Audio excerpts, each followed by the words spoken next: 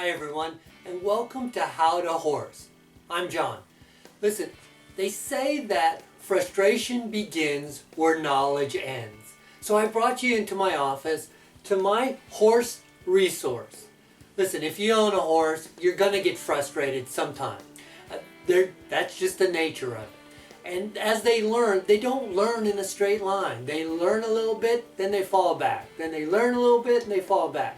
Well, each time they fall back, you've got to up your horsemanship a little bit to help them through that process. It's really important that you have some place you can go to pick up a little bit of extra knowledge or inspiration or motivation. Well, that's part of what How to Horse YouTube channel is all about. And there's other ways that you can do it as well. I'm a big fan of Clinton Anderson and the Down Under Horsemanship method. I have in my library his series Gaining Respect and Control on the Ground 1, 2, and 3 and Riding with Confidence 1, 2, and 3. Now he's since upped those programs to his fundamental, intermediate, and advanced programs. It's kind of like the dictionary I bought in college. You know, the words haven't changed that much in the 20 years since I've been at, well, longer than that. But, you know, there's still basic knowledge in there, and I still refer back to it when I run into a problem, or if I'm trying to maneuver and I'm having problems with it. So I have those as a resource. Also, the thing I like about it, I'm a No Worries Club member, and 8 times a year I get one of the DVDs. Now, this really comes in handy because it really helps me stay motivated. One, I may get to see what other people are struggling with and how they overcome their problems. Or there might be a training tip or a place that I like to ride or an idea for something to do on the trail. So I find these monthly doses of inspiration, and even if I'm not feeling like maybe getting out there and riding, I sometimes just watching somebody else do something and see how they've gone through a problem really helps me, and it helps me get out there. And then a couple times a year he has a journal. A couple times a year he's got a journal that comes out, and there's a lot of great writing and stories in there.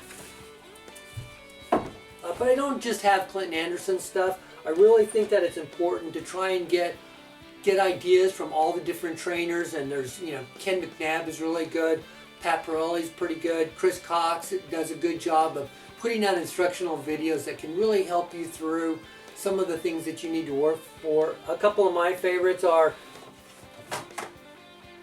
get them out here. A couple of my favorites are, you know, Richard Winters. This is his Step It Up DVD, and I really like that. That kind of helps with some of the things that he does. It's got some tips from Ted Robinson, who's a NRCHA champion, which is really good.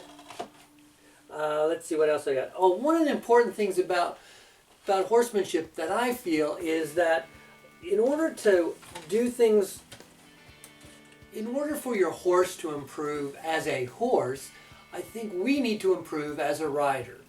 And one of the best clinicians, I think, for this purpose is Julie Goodnight. And so we have Julie Goodnight's Principles of Riding, Volume 1. This is balance and rhythm. This is control and communication. Both of these helped us a lot to improve our balance, and she gives you exercises on how to sit in the saddle and what you need to do to be in proper balance and rhythm with the horse. So I really like these 2 DVDs.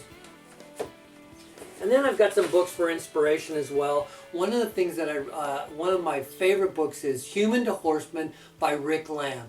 And Rick is just kind of a regular guy who got into horses a little bit late in life. He always wanted a horse, and this book tells about his journey through horsemanship. So this has been really valuable for me. It's really fun to read, and I really enjoy Rick's book, Human to Horseman. One other thing, let me just show you this. This is, I think, is really important part of any horse resource, and this is my personal journal on Jesse. And I did have a horse before Jesse named Tex. That's this one right here, and I kept all of Tex's records in there, our training tips. This journal I got Jesse in 2007, and from the day one I put who I bought her from, when I brought her home, what did I start working on, how much groundwork I did when I started riding her, and things like that are in this book. Now, as her training progressed, it became more of a medical diary. So every time she gets wormed, every time she gets vaccinated, or if she comes down with something or a lameness problem, I enter it in this journal. That way I can follow along. 2 years from now, if she's got a limp, I want to know, hey, did she have a limp in her left front or her right front last time? I can refer to this very quickly, find out what kind of problems she may have had in the past, where it was.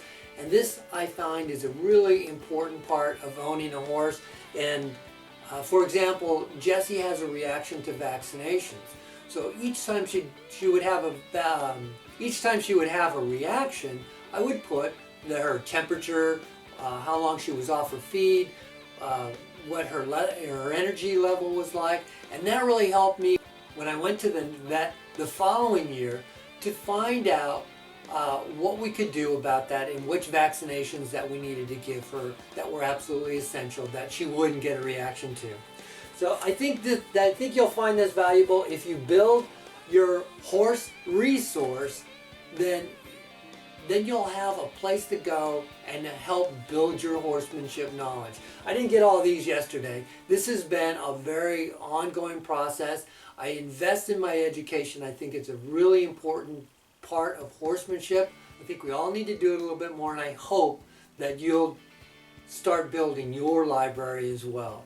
So this is my horse resource, an important part of learning how to horse. We'll see you next week. Thanks.